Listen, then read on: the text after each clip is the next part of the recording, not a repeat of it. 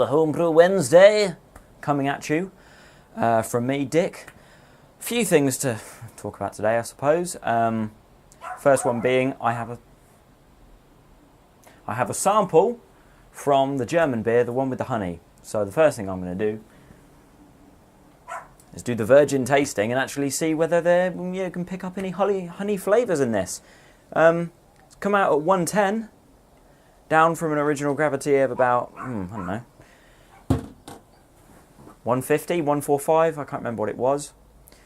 So, super clear, very light. Let's see if there's any honey in this bad boy.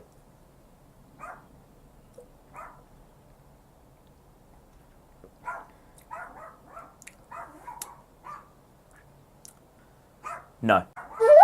I can't detect anything at all. Zilch. It does taste better than the other batch though, so that's maybe a step up. Maybe it has affected the flavour, but it just doesn't taste like honey. Maybe that's what's going on here.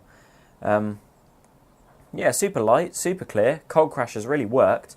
I've had it out on the worktop just indoors when it came out of cold crash, just to settle down a bit before I siphoned it over just to get a sample and then to bottle it.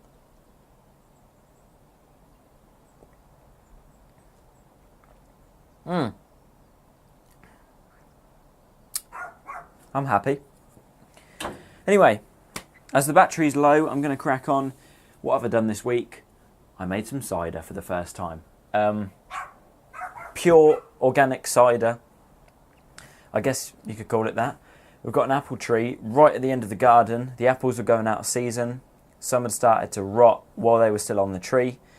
Managed to pull off about 25 medium-sized apples about the size of my fist that had no notable signs of rot or were not diseased in any way. There's two types of apple growing on that tree. Can't remember what they're called. One's your generic apple colour, green and red.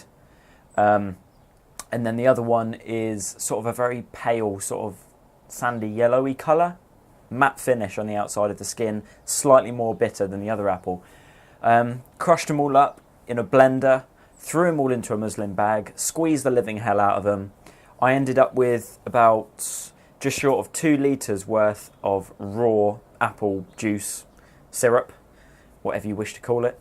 That came out at an original gravity just by itself at about 1.075. Right, well, the battery died and it's probably not going to last much longer, so I'm going to speed it up a bit.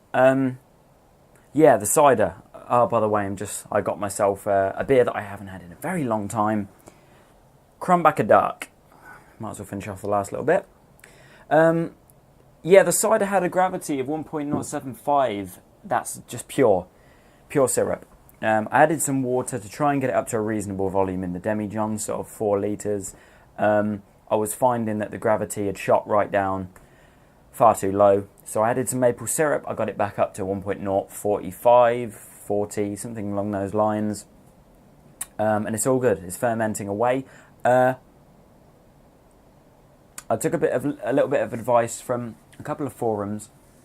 Because I was using an actual ale yeast, I dropped in half a crushed Camden tablet into the apple juice before fermentation began to kill off any wild yeast, and I let that sit just in the saucepan that I'd squeezed it into for about 24 hours, and I came back to it the next day, popped it into the demijohn, put all the yeast in, blah, blah, blah, blah. It's all good.